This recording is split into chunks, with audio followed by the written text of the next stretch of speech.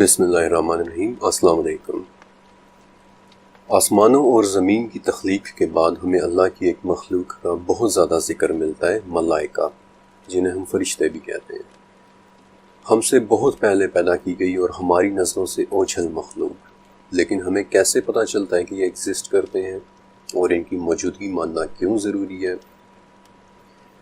سورہ بقرہ میں 2 جگہ ملائکہ پر یقین رکھنا ایمان کا حصہ بتایا گیا ہے، اور ان دونوں میں سے ایک جگہ تو وہ عظمت والی آیات ہیں کہ جو معراج کے موقع پر 7ویں آسمان میں نازل ہوئی تھیں، اور جن کی مبارکباد دینے کے لیے ایک فرشتہ بالخصوص زمین پر آیا تھا، جس کے متعلق میں آپ کو آگے چل کر بتاؤں گا۔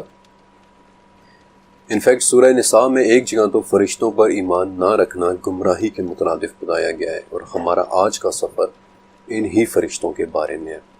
وہ کون ہیں، وہ کہاں رہتے ہیں، وہ دیکھنے میں کیسے ہیں، اور وہ کیا کرتے ہیں۔ لیکن آگے بڑھنے سے پہلے میں آپ کے سامنے ایک اور سوال رکھنا چاہتا ہوں کہ آخر ہم فرشتوں کو کیوں نہیں دیکھ پاتے؟ کیا کبھی آپ نے اس بارے میں سوچا ہے؟ سورہ حاقہ کی ایک آیت ہے کہ مجھے قسم ہے اس کی جو تم دیکھتے ہو اور اس کی جو تم نہیں دیکھتے۔ ہم کیا نہیں دیکھتے؟ آخر ایسی کون سی چیزیں جو ہمیں نظر نہیں آتی؟ اب بہت سے لوگ اس بات کا جواب ایسے دیں گے کہ ہمیں ہوا نہیں نظر آتی، ہمیں خوشبو نہیں نظر آتی۔ میرے خیال میں وہ لوگ بڑا سطحی سا جواب دے رہے ہوتے ہیں۔ ان تمام چیزوں کو ہم دیکھتے نہیں ہیں، لیکن ہم ڈیٹیکٹ تو کر رہے ہیں۔ ہوا کی رفتار بھی ڈیٹیکٹ ہو رہی ہے، خوشبو کی تیزی کا احساس بھی ڈیٹیکٹ ہو جاتا ہے۔ لیکن فرشتوں کو تو چھوڑیں، آسمان ہی میں کتنی ایسی چیزیں ہیں کہ جو ہم دیکھنا تو دور بلکہ ڈیٹیکٹ بھی نہیں کر پاتے، اور میں آپ کو بتاتا ہوں کہ کیسے۔ اس کائنات میں جو کچھ بھی دیکھا یا ڈیٹیکٹ کیا جا سکتا ہے وہ 19 قسم کی روشنی یا سگنلز دیتا ہے، جنہیں بینڈز کہتے ہیں، اور یہ 19 بینڈز مل کر وہ پٹی بناتے ہیں جسے اس کائنات کا الیکٹرو میگنیٹک اسپیکٹرم کہتے ہیں۔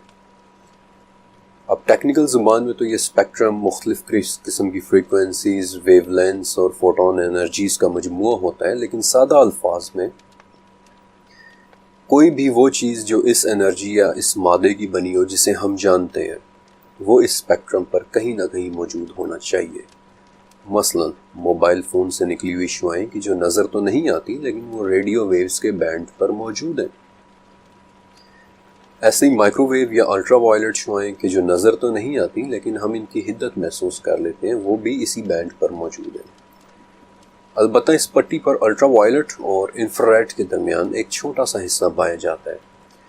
انفیکٹ یہ حصہ اتنا چھوٹا ہے کہ اس پوری پٹی کا صرف 0.0035% حصہ ہے، اور اس چھوٹے سے حصے کا نام ہے ویزیبل اسپیکٹرم، اور صرف یہی وہ حصہ ہے جو ہمیں نظر آتا ہے، وہ حصہ کہ جو 7 رنگوں سے بنی ہوئی روشنی کا بینڈ ہے اور جسے ہماری آنکھیں دیکھ پاتی ہیں۔ آپ اس کا مطلب جانتے ہیں؟ اس کا مطلب یہ ہے کہ اگر اس کائنات میں موجود 2 لاکھ مختلف چیزیں ہمارے سامنے رکھی جائیں تو ہم ان 2 لاکھ میں سے صرف 7 چیزوں کو ہی دیکھ سکیں گے۔ یعنی سادہ الفاظ میں 99.9965% کائنات ہماری نگاہوں سے ہی پوشیدہ ہے، چھپی ہوئی ہے، ڈھکی ہوئی ہے۔ اور اگر کسی چیز کی تخلیق اس الیکٹرو میگنیٹک اسپیکٹرم کی پٹی سے باہر کی ہے، کسی اور مادے کی ہے جو اس پٹی پر موجود نہیں ہے، تو پھر دیکھنا تو درکنار، ہم اسے ڈیٹیکٹ بھی نہیں کر پائیں گے۔ لہٰذا ایک بات تو بہت شروع میں ہی طے ہو جاتی ہے کہ ہمارے آج کے اس سفر میں بھی سائنس ہماری کوئی زیادہ مدد نہیں کر پائے گی۔ نتیجتاً اس چیپٹر میں بھی ہمارا مین سورس قرآن اور حدیث ہی ہوگا۔ فرشتوں کی تخلیق سے متعلق حضرت عائشہ رضی اللہ تعالیٰ عنہا سے مروی ایک حدیث ہے کہ اللہ تعالیٰ نے فرشتوں کو نور سے پیدا کیا ہے، جنات کو آگ کے شعلے سے، اور آدم کو اس مادے سے کہ جسے تمہارے لیے بیان کر دیا گیا ہے۔ اب فرشتوں کی تخلیق نور سے کی گئی ہے، نور جسے ہم اردو میں ایک ٹھنڈی روشنی کہہ دیتے ہیں، لیکن در حقیقت یہ کون سی روشنی ہے، یہ بات کوئی نہیں جانتا۔ البتہ اتنا تو طے ہے کہ یہ 7 رنگوں والی یعنی ویزیبل اسپیکٹرم والی روشنی تو بالکل نہیں ہے، اور میرے خیال میں اس حدیث کے آخری حصے سے یہ بات بھی واضح ہو جاتی ہے کہ ہمارے علاوہ ان دونوں مخلوقات کی تخلیق کسی ایسے مادے سے ہے جس کی تفصیل کو ہمارے لیے بیان نہیں کیا گیا ہے۔ قرآن پاک میں فرشتوں کے لیے عربی لفظ ملائکہ استعمال ہوا ہے، جس کے دو ماخذ ہو سکتے ہیں۔ پہلا ملکہ، یعنی اس نے بادشاہی کی، یا پھر اس کا دوسرا ماخذ ایک عبرانی، ایک ہبریو لفظ ملخ، یعنی پیغام رساں بھی ہو سکتا ہے۔ اور یہ دونوں ماخذ اپنی جگہ ٹھیک بیٹھتے ہیں، کیونکہ فرشتے اللہ کی بادشاہی میں بھی آتے ہیں اور اسی کے حکم سے پیغام رسانی بھی کرتے ہیں۔ پھر قرآن و حدیث سے ہی ہمیں یہ بھی پتہ چلتا ہے کہ فرشتوں کی کوئی جسمانی ضرورت نہیں ہے۔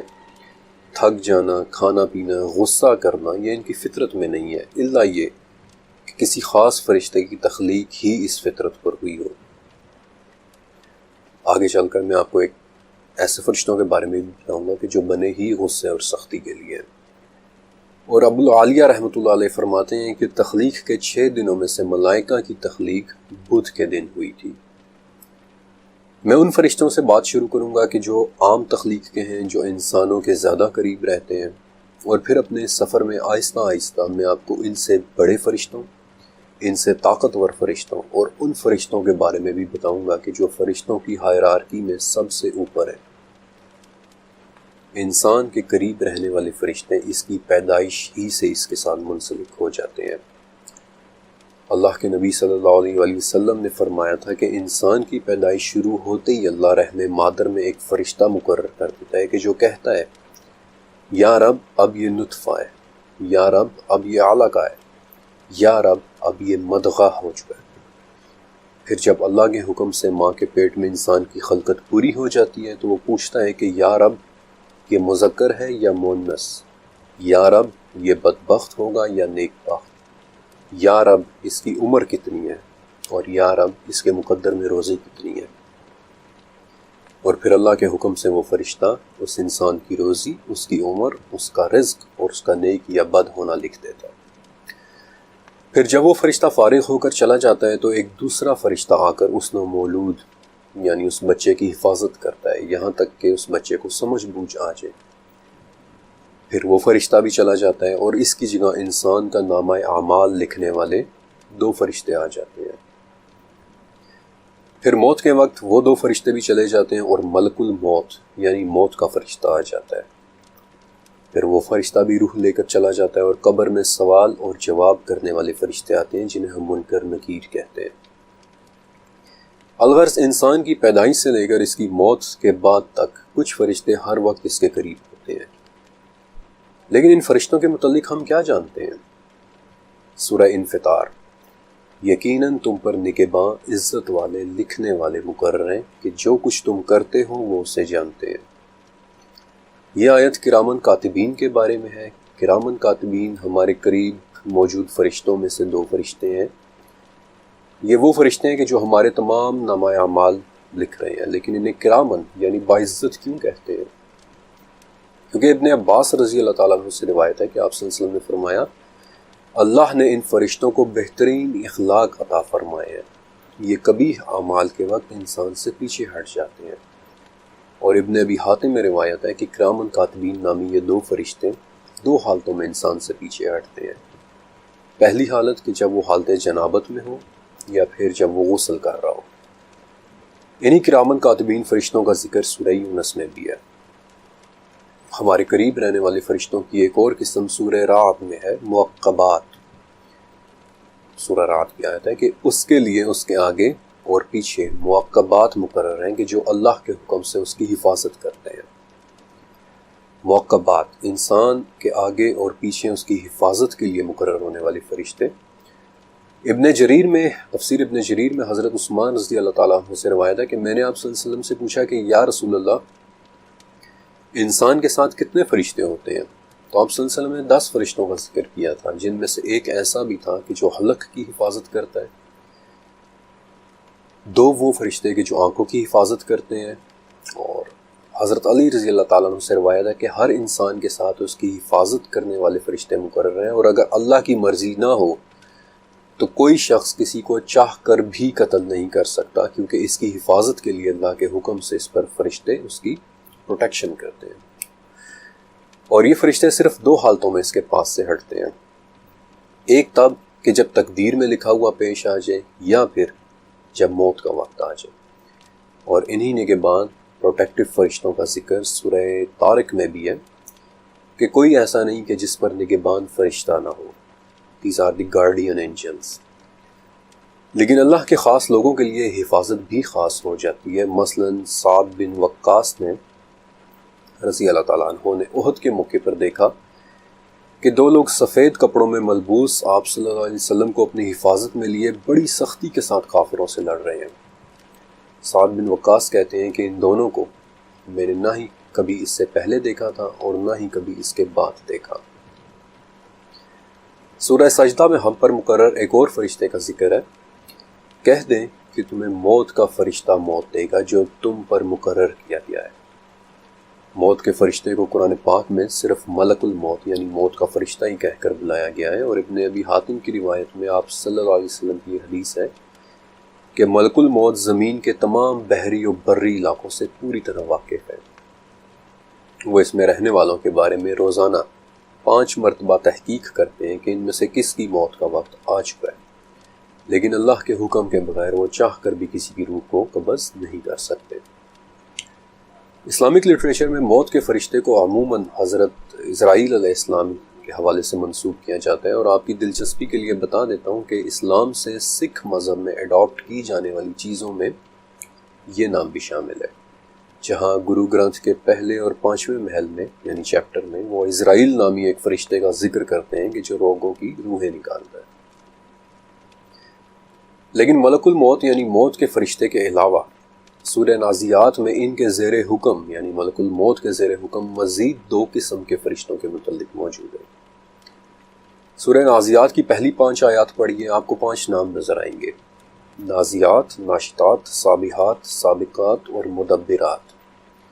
ان میں سے نازیات وہ فرشتے ہیں کہ جو موت کے وقت جسم میں ڈوب کر سختی سے جان نکالتے ہیں، اور ناشطات وہ فرشتے ہیں کہ جو بہت نرمی اور آہستگی سے انسان کی جان نکالتے ہیں.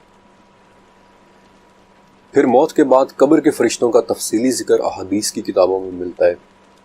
مثلا نبی کریم صلی اللہ علیہ وسلم نے فرمایا کہ جب تم میں سے کسی کو دفنایا جاتا ہے تو اس کے پاس کالے رنگ اور نیلی آنکھوں والے 2 فرشتے آتے ہیں، جن میں سے ایک کو منکر اور دوسرے کو نکیر کہتے ہیں. ان فرشتوں کے حوالے سے بخاری میں بھی یہ آتا ہے کہ قبروں میں تمہاری آزمائش ایسے ہوگی کہ جیسے کان دجال کے سامنے یا پھر اس کے قریب قریب. قبر ہی کے متعلق مسند احمد میں ایک ایسے فرشتے کا ذکر ملتا ہے کہ جسے کافر کی قبر میں مسلط کیا جاتا ہے. وہ فرشتہ اندھا، گونگا اور بہرا ہوتا ہے، اور اس کے ہاتھ میں ایک ایسا گرز ہوتا ہے کہ اگر اسے کسی بڑے پہاڑ پر مارا جائے تو وہ پہاڑ مٹی مٹی ہو جائے. اب اس سے پہلے کہ میں آپ کو بڑے فرشتوں اور ان کی ڈسکرپشن کے متعلق بتاؤں، آپ کے لیے یہ جاننا ضروری ہے کہ فرشتے آخر ہیں کہاں پر. ابن ماجہ کی حدیث کے مطابق آپ صلی اللہ علیہ وسلم نے فرمایا کہ میں نے آسمان میں جو دیکھا ہے وہ تم نہیں دیکھ سکتے، اور میں نے وہاں جو سنا ہے وہ تم نہیں سن سکتے. آسمان چرچراتا ہے اور اس کا حق ہے کہ وہ چرچرائے. اس میں 4 انگلیوں کے برابر کی جگہ بھی خالی نہیں، مگر یہ کہ وہاں کوئی نہ کوئی فرشتہ اپنا ماتھا ٹکائے اللہ رب العزت کے حضور سجدہ ریز ہو. جو کچھ میں جانتا ہوں اگر تمہیں اس کا علم ہو جائے تو تم ہنسو کم اور روگے زیادہ. انفیکٹ یہی وہ حدیث شریف ہے جسے سننے کے بعد ابو ذر غفاری رضی اللہ تعالیٰ عنہ نے خوف سے کہا تھا کہ کاش میں ایک درخت ہوتا کہ جسے کاٹ دیا جاتا. لیکن کائنات کی ان بے کراں وسعتوں میں موجود فرشتے کیا کر رہے ہیں؟ کیا انہیں رب کریم کی تسبیح اور اسے سجدہ کرنے کے علاوہ بھی کچھ امور دیے گئے ہیں؟ تو اس کا جواب سورہ نحل میں ہے کہ فرشتے اپنے رب سے ڈرتے ہیں جو ان سے اوپر ہے، اور وہ کرتے ہیں جس کا انہیں حکم دیا جائے. آپ کو اس فرشتے کے متعلق یاد ہے کہ جو ماں کے پیٹ میں ہماری حفاظت کرتا تھا، یا پھر وہ فرشتہ جو ہمارے ہوش سنبھالنے تک ہماری پروٹیکشن کرتا رہا؟ اللہ کریم نے اس مخلوق کے ذمہ مختلف کام لگائے ہیں جو وہ صبح سے شام تک کرتے ہیں، یہاں تک کہ بادلوں کے گرجنے اور ہواؤں کے چلنے پر بھی. جب نبی کریم صلی اللہ علیہ وسلم کی دعوت پر طائف والوں نے ان کے ساتھ بدسلوکی کی تھی تو آپ صلی اللہ علیہ وسلم کے پاس وہ فرشتہ آیا جسے اللہ نے پہاڑوں کے امور پر فائز کیا تھا. اس فرشتے نے سلام کیا اور کہا کہ اے نبی، اگر آپ چاہیں تو میں ان لوگوں کے دونوں اطراف کے سنگلاخ پہاڑوں کو لا کر ان پر گرا دوں. ایسے ہی ابن ابی حاتم میں روایت ہے کہ نبی کریم صلی اللہ علیہ وسلم سے پہاڑوں پر معمور فرشتے نے عرض کی تھی کہ یا رسول اللہ، ہمارے پاس اللہ کا حکم اترتا ہے کہ کس جگہ کس قدر بارش برسانی ہے۔ پھر انبیاء کو کئی باتوں کی خبریں دینے کے لیے بھی فرشتوں کو بھیجا گیا۔ جب آپ صلی اللہ علیہ وسلم پر جادو ہوا تھا اور آپ کسی چیز کے متعلق خیال کرتے کہ آپ نے وہ کام کر لیا ہے، حالانکہ آپ صلی اللہ علیہ وسلم نے وہ کام نہیں کیا ہوتا تھا، تو آپ صلی اللہ علیہ وسلم نے حضرت عائشہ رضی اللہ عنہ سے کہا کہ عائشہ، جو بات میں اللہ سے پوچھ رہا تھا اس نے مجھے اس کا جواب دے دیا۔ میرے پاس 2 فرشتے آئے، ان میں سے ایک میرے سر کی طرف کھڑا ہوا اور دوسرا میرے پاؤں کی طرف، اور ان میں سے ایک نے دوسرے سے پوچھا کہ ان صاحب کی کیا بیماری ہے؟ دوسرے نے بتایا کہ ان پر جادو ہوا ہے۔ پہلے نے پوچھا کہ یہ جادو کس نے کیا ہے؟ دوسرے نے جواب دیا کہ بنی رزیق کے لبید بن عاصم نے کیا ہے۔ پھر پوچھا کہ کس چیز میں جادو کیا گیا ہے؟ جواب دیا کہ کنگھے اور سر کے بال میں، کہ جو کھجور کے خوشے میں رکھے ہوئے ہیں۔ سوال کرنے والے نے پھر پوچھا کہ یہ جادو اس وقت کہاں ہے؟ اور جواب دینے والے نے کہا کہ زروان کے کنویں میں۔ اور پھر ان فرشتوں کی خبر پر نبی کریم صلی اللہ علیہ وسلم اپنے چند اصحاب کو لے کر اس کنویں پر گئے اور اس جادو کو اس کے غلاف سمیت دفن کروا دیا۔ قرآن پاک میں فرشتوں کا دوسرے انبیاء اور غیر انبیاء کے ساتھ گفتگو اور ان تک اللہ کا پیغام پہنچانے کا بھی ذکر ہے، کیونکہ سورہ شورا کے مطابق ناممکن ہے کہ اللہ کسی بندے سے کلام کرے سوائے وحی کے، یا پردے کے پیچھے سے، یا پھر کسی فرشتے کو بھیجے۔ مثلا سورہ ہجر، فرشتے کی حضرت ابراہیم علیہ السلام کے ساتھ بات چیت۔ سورہ ہجر، فرشتے کی حضرت لوط علیہ السلام کے ساتھ بات چیت۔ سورہ آل عمران، فرشتے کا حضرت زکریا علیہ السلام کو آواز دے کر خوشخبری سنانا۔ پھر سورہ مریم، فرشتے کا حضرت مریم علیہ السلام کو عیسیٰ علیہ السلام کی خبر دینا۔ سورہ ہود، ابراہیم علیہ السلام کی بیوی سارہ علیہ السلام کو ایک بیٹے اسحاق اور ان کے بعد یعقوب کی خبر دینا۔ قرآن پاک میں مریم علیہ السلام اور سارہ علیہ السلام کی بھی فرشتوں کے ساتھ گفتگو کا ذکر ہے کہ جو نبی نہیں تھی، لیکن غیر نبی انسانوں کے ساتھ گفتگو کے وقت فرشتے ہمیشہ انسانی شکل میں ہوتے ہیں، اور یہ بات سورہ مریم میں منشن ہے کہ فرشتہ آدمی بن کر ظاہر ہوا، اور اس کی وجہ میں آپ کو آگے چل کر بتاؤں گا۔ بلکہ بخاری کی ایک حدیث کے مطابق آپ صلی اللہ علیہ وسلم نے فرمایا کہ بنی اسرائیل میں کچھ لوگ ایسے بھی ہوئے ہیں کہ وہ نبی نہیں تھے، لیکن پھر بھی فرشتے ان کے ساتھ باتیں کیا کرتے تھے۔ فرشتوں کا انسانوں کے گھروں میں آنے اور جانے کا ذکر کثرت سے ملتا ہے، لیکن ایک موقع ایسا ہے کہ جہاں سے یہ فرشتے فوراً پیچھے ہٹ جاتے ہیں۔ نبی کریم صلی اللہ علیہ وسلم نے فرمایا کہ فرشتے ان گھروں میں داخل نہیں ہوتے ہیں جن میں کتا یا تصویر ہو، لیکن کچھ فرشتے ایسے ہیں کہ جن کا احادیث میں خصوصی طور پر آنے کا ذکر ملتا ہے۔ مثلاً مسلم کی ایک حدیث کے مطابق ایک مرتبہ حضرت جبرائیل علیہ السلام آپ صلی اللہ علیہ وسلم کے پاس بیٹھے ہوئے تھے کہ آسمان سے ایک ایسی آواز آئی کہ جیسی دروازہ کھلنے کی آواز ہوتی ہے۔ حضرت جبرائیل علیہ السلام نے سر اوپر آسمان کی طرف اٹھایا اور کہا کہ آج آسمان میں وہ دروازہ کھلا ہے جو آج سے پہلے کبھی نہیں کھولا گیا تھا۔ اور اس وقت ایک فرشتہ اترا جس کے لیے جبرائیل علیہ السلام نے کہا کہ یہ وہ فرشتہ ہے کہ جو آج سے پہلے کبھی زمین پر نہیں آیا۔ اس فرشتے نے سلام کیا اور آپ صلی اللہ علیہ وسلم کو مبارک دی اور آپ کو 2 نور ملنے کی خوشخبری سنائی، اور کہا کہ یہ آپ سے پہلے کبھی کسی نبی کو نہیں دیے گئے، لیکن یہ آپ کو دیے جائیں گے۔ ان میں سے پہلا نور سورہ فاتحہ اور دوسرا نور سورہ بقرہ کی آخری 2 آیات ہیں۔ پھر مسند احمد میں ایک روایت ہے کہ نبی کریم صلی اللہ علیہ وسلم نے ام سلمہ رضی اللہ تعالیٰ عنہا سے فرمایا تھا کہ مجلس کو درست اور ٹھیک ٹھاک کر دیں، کیونکہ آج وہ فرشتہ آ رہا ہے جو آج سے پہلے زمین پر کبھی نہیں آیا۔ انفیکٹ یہ وہی فرشتہ تھا جس نے آپ صلی اللہ علیہ وسلم کو حسین رضی اللہ تعالیٰ عنہ کے قتل کی خبر دی تھی، اور وہ سرخ مٹی بھی دکھائی تھی کہ جہاں حسین رضی اللہ تعالیٰ عنہ نے شہید ہونا تھا۔ لیکن یہ فرشتے زمین پر آتے کیسے ہیں، یا زمین سے آسمان کی طرف جاتے کیسے ہیں؟ سورہ معارج کی 4 آیت سے پتہ چلتا ہے کہ فرشتے ایسے راستوں کے ذریعے اترتے اور چڑھتے ہیں کہ جو ایک طرح کے راستے ہیں۔ اس آیت کے مطابق یہ وہ راستے ہیں کہ جن سے فرشتہ 50,000 سال کا سفر ایک ہی دن میں طے کر لیتا ہے۔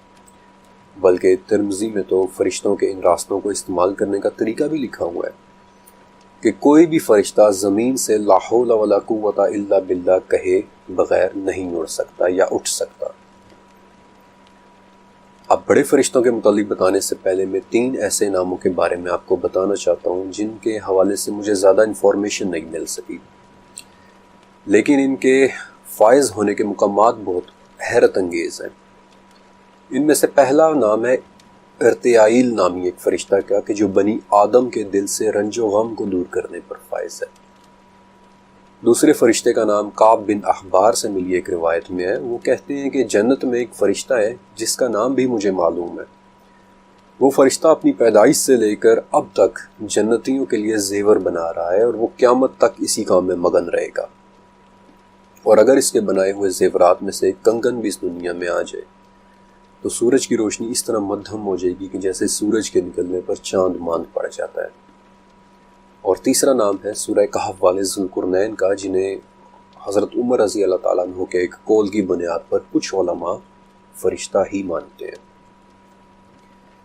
اب یہاں سے آگے میں آپ کو آسمان کی طرف لے کر جاؤں گا کہ جہاں ہمیں چند بڑے اور چند بہت ہی طاقتور فرشتے ملیں گے۔ جو حدیث معراج ابن عباس رضی اللہ تعالیٰ عنہ سے مروی ہے، اس میں وہ معراج کی رات نبی کریم صلی اللہ علیہ وسلم کے کئی فرشتوں کو دیکھنے کا ذکر کرتے ہیں، اور اس حدیث کی بنیاد پر آگے چل کر 10ویں صدی کے شافعی اسکالر ابو اسحاق الثعلبی نے بھی اپنی تفسیر میں فرشتوں کے متعلق بڑی ڈیٹیل لکھی ہے، جس میں وہ پہلے آسمان رقیع پر موجود حبیب نامی ایک فرشتے کا ذکر کرتے ہیں کہ جس کا آدھا جسم برف سے بنا ہے اور آدھا جسم آگ سے، اور ایسی برف کہ نہ وہ آگ کو بجھاتی ہے اور ایسی آگ کہ وہ نہ برف کو پگھلاتی ہے۔ اس تفسیر میں آگے چل کر تیسرے آسمان یعنی کیدوم کے اوپر 70,000 سروں والے ایک فرشتے کا بھی ذکر ہے۔ انفیکٹ اس کے بارے میں مزید تفصیل حضرت علی رضی اللہ تعالیٰ عنہ کی ایک روایت میں ملتی ہے کہ ایک فرشتہ ایسا ہے جس کے 70,000 منہ ہیں، ہر منہ میں 70,000 زبانیں ہیں، ہر زبان پر 70,000 لغات یعنی لینگویجز ہیں، اور ان تمام زبانوں سے وہ اللہ تعالیٰ کی تسبیح بیان کرتا ہے، اور اللہ اس کی ہر تسبیح سے ایک ایسے فرشتے کو پیدا کرتا ہے کہ وہ دوسرے فرشتوں کو تو دیکھ سکتے ہیں لیکن دوسرے فرشتے انہیں نہیں دیکھ سکتے۔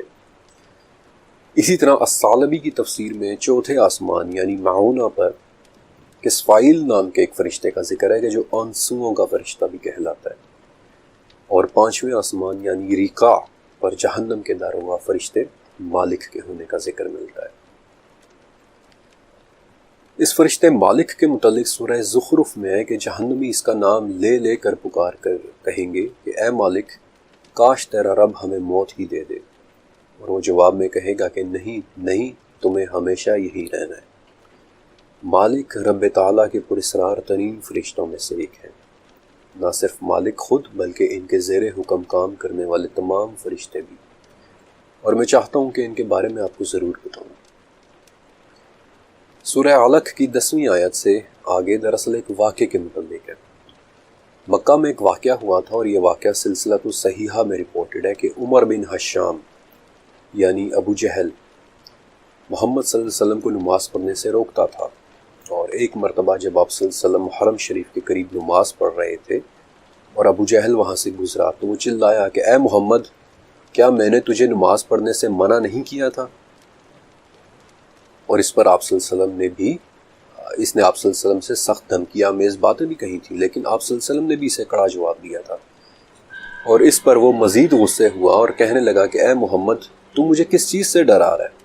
اس وادی میں سب سے زیادہ حمایتی اور مجلس والے میرے ہیں۔ اور ابو جہل کی اسی بات پر سورہ علق کی 17ویں اور 18ویں آیت نازل ہوئی تھی کہ یہ اپنی مجلس والوں کو بلا لے، ہم بھی زبانیہ کو بلا لیں گے۔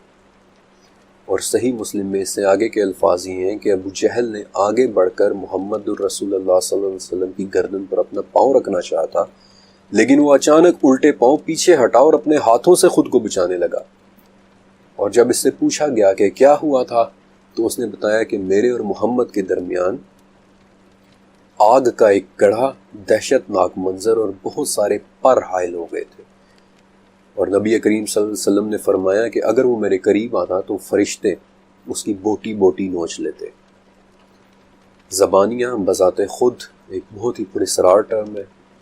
آنکھ کے گڑھے میں بے تحاشا دہشت ناک پر ان کے متعلق ایک اشارہ بیسکلی سورہ مدثر میں بھی ہے کہ اس پر 19 ہے۔ سعودی عرب کی وزارت مذہبی امور نے زبانیہ کے متعلق اپنی ایک انٹرپریٹیشن یوں کی ہے کہ زبانیہ فرشتوں کے ایک گروہ کا نام ہے جس میں ان کے 19 بڑے فرشتے آتے ہیں، اور یہ کہاں معمور ہیں؟ سورہ مدثر ہی کی 26ویں اور 27ویں آیت میں ان کے ہونے کی جگہ کا بھی ذکر ہے کہ سقر۔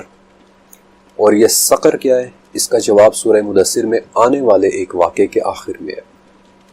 یہ واقعہ دراصل 11ویں آیت سے شروع ہو رہا ہے کہ سورہ مدثر مجھے اور اس کو چھوڑ دے جسے میں نے اکیلا پیدا کیا ہے۔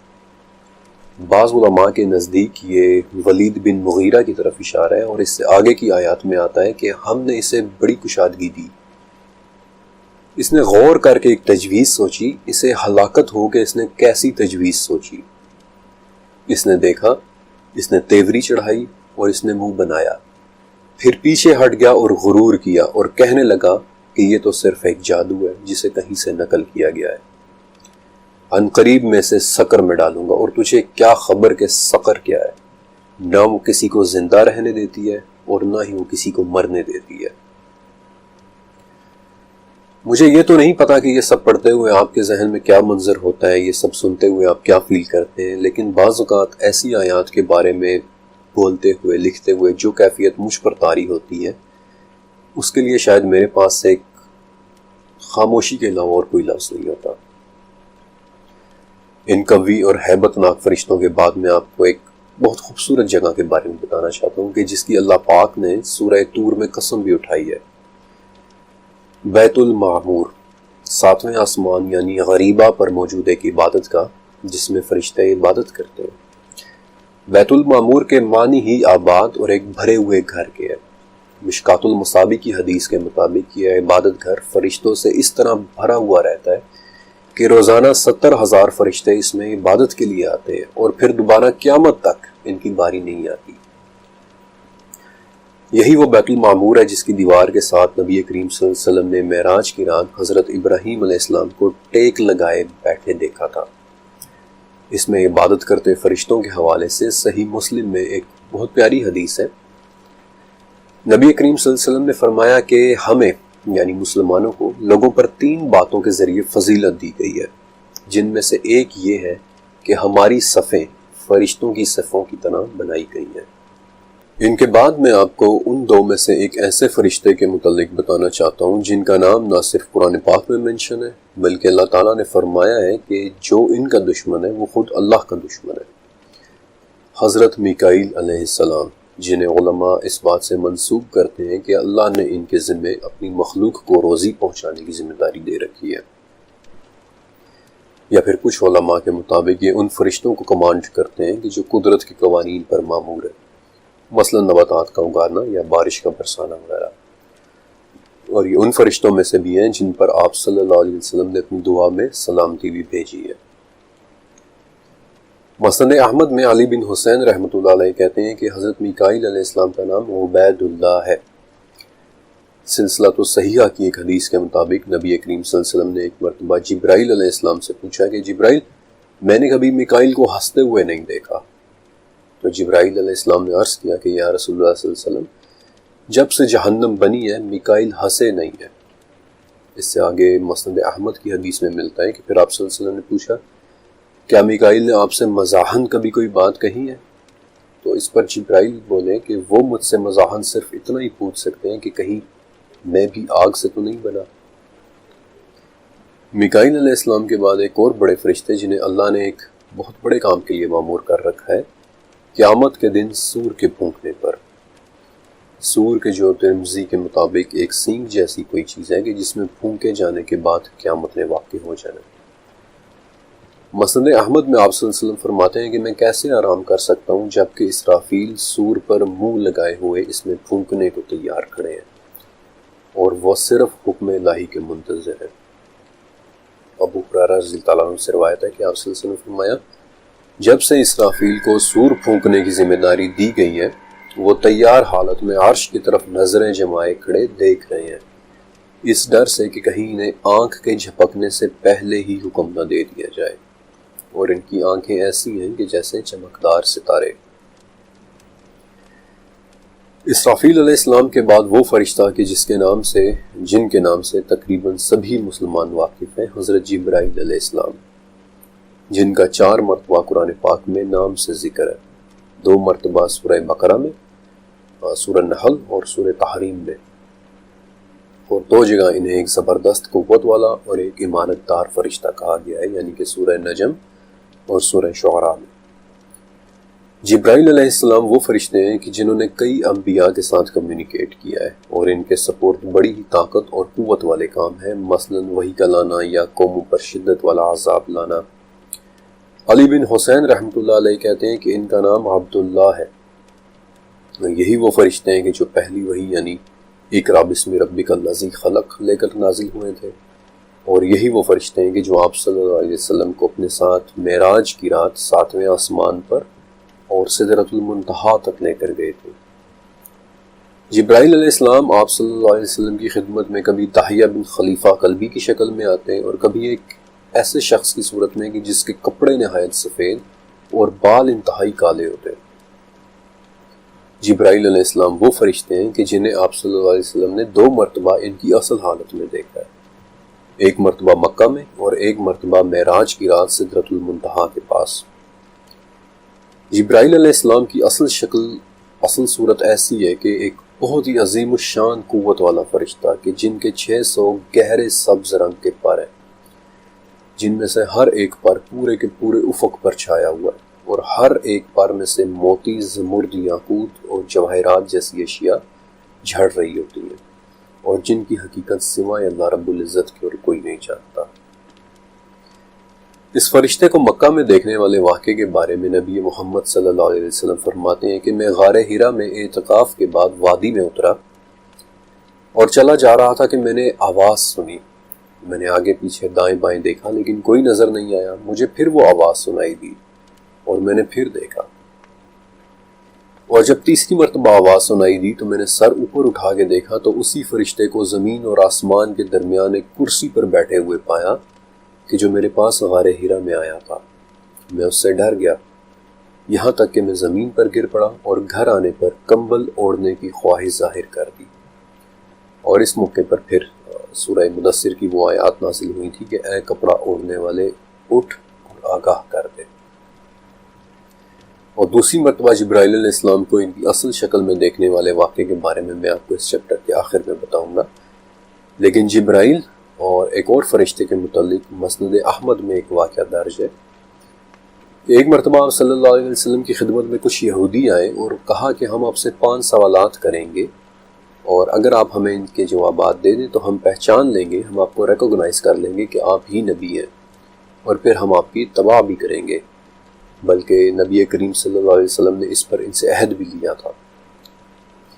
ان یہودیوں کا چوتھا سوال یہ تھا کہ یہ رعد کون ہے؟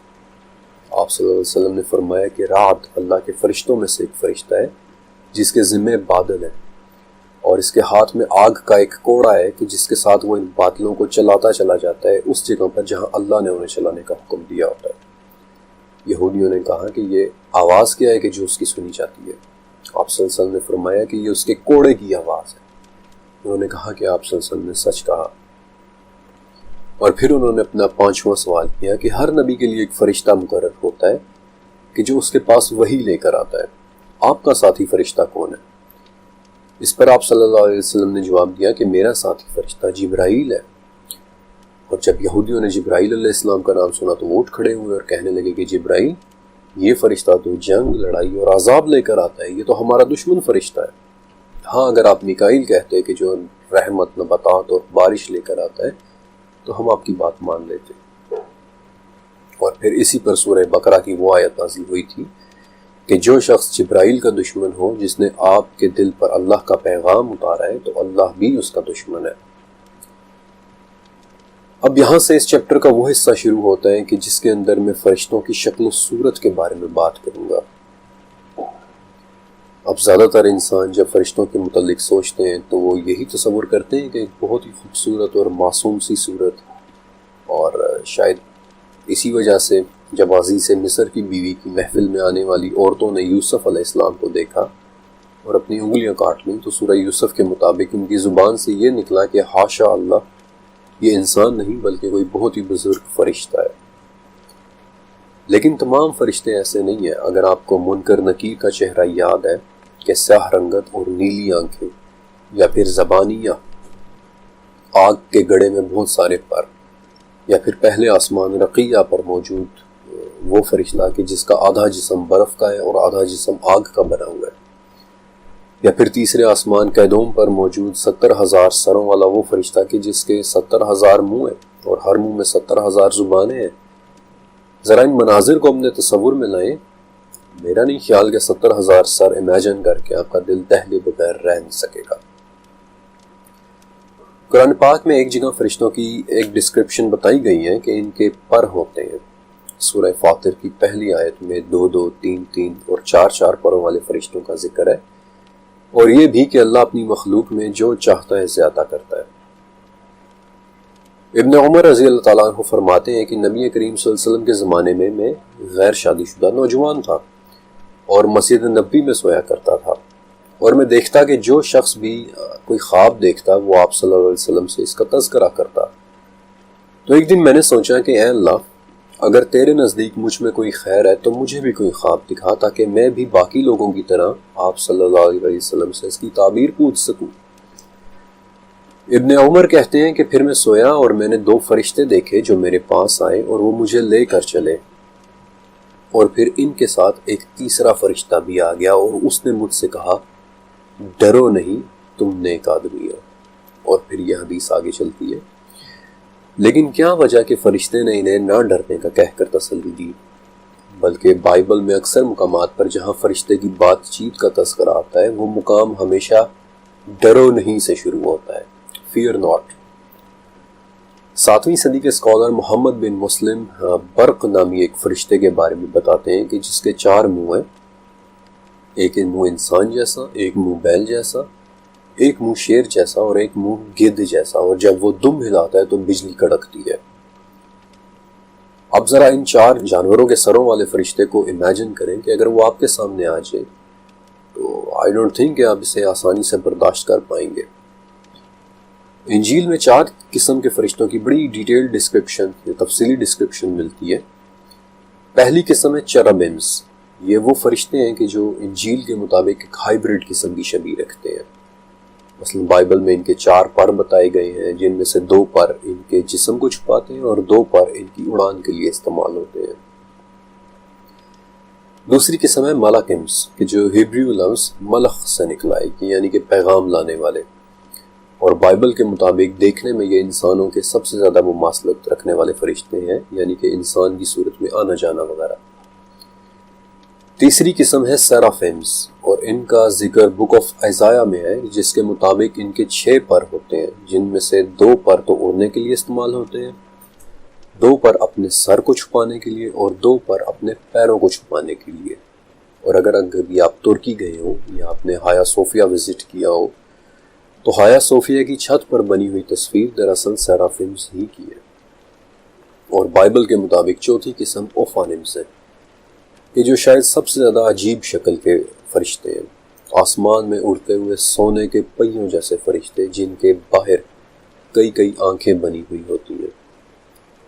مشکات اور مسند احمد میں ایک حدیث ہے جس کی صحت میں تھوڑا شک ہے، البتہ اس میں 8 ایسے فرشتوں کا ذکر ہے کہ جو پہاڑی بکروں کی شکل میں ہے، اور جن کے کھروں اور گھٹنوں کے درمیان اتنی لمبائی ہے کہ جتنی ایک آسمان سے دوسرے آسمان کے درمیان تک کا فاصلہ۔ لیکن اس سے پہلے کہ یہ چیپٹر ختم ہو، میں آپ کو فرشتوں کی 2 ایسی اقسام کے بارے میں بتانا چاہتا ہوں جو ایک بہت ہی پراسرار آرڈر یا درجے سے تعلق رکھتے ہیں، اور ان کا ذکر سورہ غافر میں ہے۔ عرش کے اٹھانے والے اور جو ان کے آس پاس ہیں اپنے رب کی حمد کے ساتھ تسبیح بیان کرتے ہیں اور اس پر ایمان رکھتے ہیں۔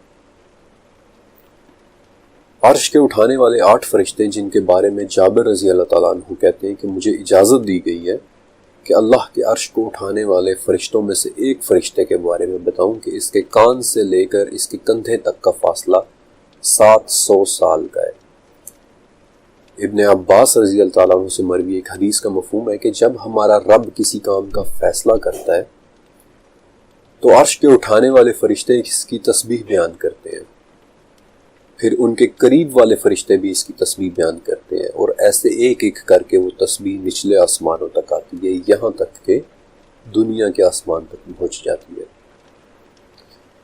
پھر عرش کے قریب والے فرشتے ان عرش اٹھانے والوں سے پوچھتے ہیں کہ ہمارے رب نے کیا فرمایا ہے، سو وہ ان کو خبر دیتے ہیں، اور پھر اوپر کے آسمان والے نچلے آسمان والوں کو خبر دیتے ہیں، اور ایسے ایک ایک کر کے آسمان سے خبر نیچے تک آتی ہے، یہاں تک کہ وہ خبر دنیا کے آسمان تک پہنچ جاتی ہے۔ اور یہ وہ جگہ ہے جہاں سے پھر جنات اس خبر کو چوری کرنے کی کوشش کرتے ہیں، اور اللہ کا یہ فیصلہ کرنا ان فرشتوں کو ایسے سنائی دیتا ہے کہ جیسے کسی صاف چکنے پتھر پر زنجیر چلانے سے آواز پیدا ہوتی ہے، اور ان فرشتوں کے دلوں پر گھبراہٹ طاری ہو جاتی ہے، اور اس سے وہ اپنے پر پھڑپڑانے لگتے ہیں۔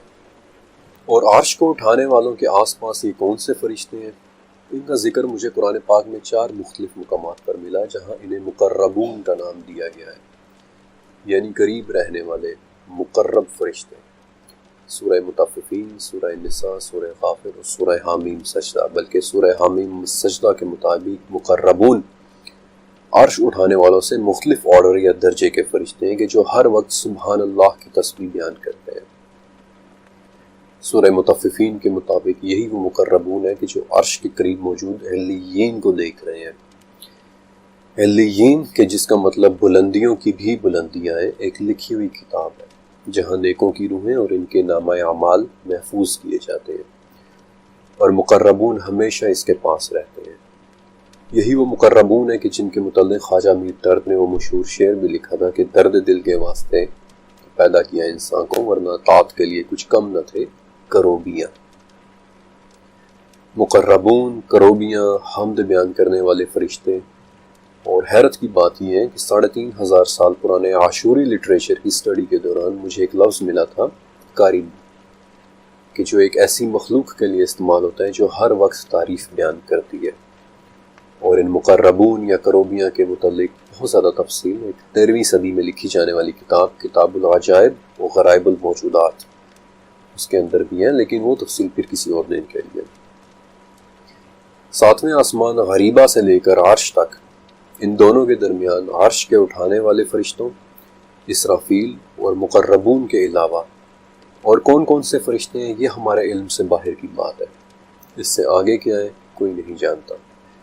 جیسے سورہ طٰہٰ کی 110ویں آیت کی تفسیر میں ہے کہ اللہ نے یہ قرآن نازل کیا، اس میں ان چیزوں کا علم ہے کہ جن سے اللہ نے اپنے بندوں کو مطلع کرنا چاہا، یعنی نشانیاں، ہدایات، اللہ کی رضامندی اور اس کی ناراضگی کے احکامات، ماضی و مستقبل کی خبریں، ورنہ ان سب کے علاوہ بھی اللہ کی وہ مقدس صفات ہیں جنہیں نہ کوئی نبی جانتا ہے اور نہ ہی کوئی فرشتہ، الا یہ کہ اللہ تعالیٰ خود سے انہیں معلوم کروا دے۔ فرشتے حقیقت میں دیکھنے میں کیسے ہیں؟ سچ کہوں تو شاید انسان اس کے لیے تیار نہیں ہے، ریڈی نہیں ہے۔ انسان کا دماغ شاید اسے قبول نہ کر پائے، اسے سمجھ نہ پائے، وہ خوفزدہ ہو جائے، گھبرا جائے۔ فرشتے رب ذوالجلال کی طاقتور ترین مخلوقات میں سے ایک ہیں جنہیں سائنس کبھی سمجھ ہی نہیں سکتی، اور اسی لیے فرشتوں پر مبنی اس پورے چیپٹر میں سائنس کے ریفرنسز مجھے بے بس نظر آئے۔ لیکن جاتے جاتے میں آپ کو ایک سائنٹیفک نقطۂ نظر ضرور دینا چاہتا ہوں کہ 1964 میں بیورکان کانفرنس کے دوران ایک رشین سائنٹسٹ نکولائی کرداشیو نے ایک بڑا دلچسپ پیمانہ پیش کیا تھا، ایک تھیوری پیش کی تھی، انسان کی اہلیت اور اگر کائنات کے اندر انسان کے مقابلے میں کوئی اور مخلوق موجود ہے تو اس کی اہلیت کا پیمانہ، اسے کرداشیو اسکیل کہتے ہیں۔ اس پیمانے کے مطابق اگر کائنات میں انسان کے علاوہ بھی کوئی مخلوق موجود ہے تو کامن سینس کی بات ہے کہ یا تو وہ انسان سے کم ایڈوانسڈ ہوگی، یعنی بالکل بیسک قسم کی زندگی، یا پھر انسان سے زیادہ ایڈوانسڈ ہوگی۔ اور اگر وہ مخلوق انسان سے زیادہ ایڈوانسڈ ہوئی تو نکولائی کرداشیو کے حساب سے وہ 3 اقسام کی ہو سکتی ہے۔ پہلی قسم کہ وہ اپنے سیارے کی ساری انرجی کا استعمال کرنا جانتی ہوگی، اگر ایسا ہے تو وہ ٹائپ 1 مخلوق ہوگی، اور اس حساب سے دیکھا جائے تو انسان پورا ٹائپ 1 مخلوق بھی نہیں ہے، کیونکہ ابھی تک ہم اپنی زمین کی پوری انرجی استعمال کرنے سے صدیوں دور ہیں۔ دوسری قسم کہ وہ اپنے سیارے کے علاوہ اپنے سورج کی انرجی کا بھی استعمال کرنا جانتی ہوگی، اور اسے نکولائی نے ٹائپ 2 مخلوق کا نام دیا تھا۔ اور تیسری قسم وہ ہوگی کہ جو نہ صرف اپنی زمین بلکہ اپنے سورج بلکہ اپنی پوری کہکشاں کی انرجی کو استعمال کرنا اور اسے کنٹرول کرنا جانتی ہوگی، اور وہ ٹائپ 3 مخلوق ہوگی۔ اور اس مخلوق کے استعمال میں اپنی کہکشاں کے تمام بلیک ہولز، وائٹ ہولز اور ورم ہولز بھی ہوں گے، اور ہمارے یعنی انسان کے ساتھ ان کی ٹیکنالوجی کی مثال ایسی ہوگی کہ جب ہم یعنی انسان کسی دور دراز کے سیارے پر کوئی سگنل بھیجنا چاہیں تو ہمیں اس کام میں کئی ہفتے لگ جاتے ہیں، لیکن اگر یہی کام ٹائپ 3 کی مخلوق کرے تو وہ صرف اور صرف اسے 3 سیکنڈز میں کر لے گی۔ اب چونکہ نکولائی کرداشیو کے نزدیک اس سے زیادہ ایڈوانسڈ مخلوق ممکن نہیں تھی، اس لیے اس نے ٹائپ 3 سے اوپر اپنی تھیوری پیش بھی نہیں کی، لیکن آج اس پیمانے میں مزید 2 اضافے ہو چکے ہیں۔ ایک ٹائپ 4 مخلوق بھی ہو سکتی ہے کہ وہ مخلوق جو نہ صرف اپنی کہکشاں اور اس کے ورم ہولز یعنی دروازوں یا شارٹ کٹس کو استعمال کرنا جانتی ہوگی، بلکہ ٹائپ 4 مخلوق اس پوری کائنات کے ورم ہولز کا استعمال کرنا جانتی ہوگی۔ اور پھر اس سے اوپر ایک اور ٹائپ ہے، ٹائپ 5 مخلوق، کہ جو نہ صرف اس کائنات بلکہ اس کائنات کی پرے کی کائناتوں تک بھی رسائی رکھتی ہوگی، وہاں کی حقیقتوں تک بھی رسائی رکھتی ہوگی۔ اب میرا آپ سے ایک سوال ہے کہ میں نے آج آپ کو بہت سے فرشتوں اور اللہ کی طرف سے انہیں دی گئی صلاحیتوں کے متعلق بتایا، وہ فرشتے جو آسمانوں کے دروازے کھول کھول کر نبی کریم صلی اللہ علیہ وسلم کے پاس قرآن کی آیات کی مبارک باتیں لے کر آیا کرتے تھے، وہ فرشتے جو اللہ کے حکم سے محمد رسول اللہ صلی اللہ علیہ وسلم کو راتوں رات مسجد حرام سے مسجد اقصی اور پھر مسجد اقصی سے پہلے آسمان رقیہ کے دروازوں تک، اور وہاں سے پھر دوسرے آسمان آسفلون تک، وہاں سے پھر تیسرے آسمان کیلوم تک، حالانکہ یہ تمام آسمان ایک دوسرے کے مقابلے میں صحراؤں کے اندر پڑی ہوئی انگوٹھیوں کی طرح ہیں، یہاں تک کہ 7ویں آسمان غریبہ کے دروازوں پر دروازے کھلواتے لے کر چلے گئے۔ کیا آپ اللہ کی اس بے پناہ طاقتور مخلوق کو کسی کرداشیو اسکیل یا پھر کسی ہماری معمولی سی سمجھ کے مطابق بنائے گئے کسی الیکٹرو میگنیٹک اسپیکٹرم پر ڈھونڈنے کی کوشش کر سکتے ہیں؟ ان مائی پرسنل اوپینین کہ یہ بات سوچتے ہوئے بھی شرمندگی ہو جائے۔ ہمارا دماغ فرشتوں کو دیکھنا کیلکولیٹ کر ہی نہیں پائے گا، بلکہ فرشتے تو بہت دور کی بات ہے۔ میں آپ کو ایک ریئل لائف ایگزامپل دیتا ہوں۔ اینتھروپولوجی یعنی انسان کی سٹڈی کا ایک کانسیپٹ ہے فرسٹ کانٹیکٹ، یعنی کیا ہوگا جب 2 مختلف جاندار اس طرح سے ملے کہ انہیں پہلے سے ایک دوسرے کی موجودگی کا پتہ نہ ہو۔ اب میں آپ کو ایک صرف چھوٹی سی مثال دوں گا، ایک ریئل لائف ایگزامپل کہ 1930 میں پاپوا نیو گینی کے لوگوں نے جب پہلی مرتبہ ایک سفید فام مسافر مچ لیے کو دیکھا تھا تو وہ اتنا گھبرا گئے تھے کہ سب سے پہلے وہ اس کے جسم کو رگڑ رگڑ کر اس کی جلد کی سفیدی اتارنے لگ گئے تھے۔ وہ لوگ یہ سمجھے تھے کہ یہ گورا شاید کسی بیماری سے گورا ہوا ہے یا اس کے جسم پر سفید مٹی لگی ہوئی ہے۔ وہ لوگ ایک گورا دیکھ کر گھبرا گئے تھے۔ انسان بڑا ہی کمزور دل ہے، یہ فرشتوں جیسی قوت والی اور روبدار مخلوق کو دیکھنا برداشت ہی نہیں کر پائے گا۔ اب اس چیپٹر میں نے آپ سے وعدہ کیا تھا کہ آخر میں آپ کو نبی کریم صلی اللہ علیہ وسلم کے حضرت جبرائیل علیہ السلام کو دوسری مرتبہ ان کی اصل شکل دیکھنے کے بارے میں بتاؤں گا۔ سورہ نجم 5 سے 18 نمبر کی آیات میں ان آیات اور معراج کی مختلف احادیث کا خلاصہ آپ کے سامنے رکھ رہا ہوں کہ نبی کریم صلی اللہ علیہ وسلم نے معراج کی رات اللہ تعالیٰ کے بنائے ہوئے کچھ عظیم الشان مشاہدات کیے تھے۔ چھٹے آسمان دقنا کہ جو سونے اور سرخ پتھروں سے بنا ہوا ہے، جہاں ایک عظیم الشان درخت سدرۃ المنتہا ہے جس کی جڑیں چھٹے آسمان دقنا اور شاخیں 7ویں آسمان غریبہ تک جاتی ہیں۔ ایک ایسا درخت جس پر سونے سے بنے ہوئے پروانے منڈلاتے رہتے ہیں اور دنیا کی کوئی مخلوق اس کے رنگوں کی خوبصورتی کو بیان نہیں کر سکتی۔ یہ وہ مقام تھا کہ جہاں نبی کریم صلی اللہ علیہ وسلم نے حضرت جبرائیل علیہ السلام کو دوسری مرتبہ ان کی اصل شکل میں دیکھا، اس حالت میں کہ ان کے گہرے سبز رنگ کے 600 پر تھے جنہوں نے تمام افق کو ڈھانپا ہوا تھا اور ان کے عظیم الشان پروں سے موتی، زمرد اور یاقوت جھڑ رہے۔ اور ایک روایت میں ہے کہ جب جبرائیل علیہ السلام کو ورائے حجاب رب ذوالجلال کی موجودگی کا احساس ہوا تو وہ اسی وقت وہیں پر سجدے میں گر پڑے تھے۔ اب صرف ایک لمحے کے لیے تصور کریں، اس منظر کو امیجن کریں کہ ایک عظیم الشان درخت جس کی جڑیں چھٹے اور شاخیں ساتویں آسمان میں ہو، جس کے رنگوں اور جس کی خوبصورتی کو دنیا کی کوئی مخلوق بیان نہ کر سکتی ہو، جس پر سونے کے بنے ہوئے پروانے منڈلا رہے ہو، اور وہاں ایک عظیم الشان بزرگ فرشتہ ہمارے واحد معبود رب ذوالجلال والاکرام کی بارگاہ میں سجدہ ریز ہو۔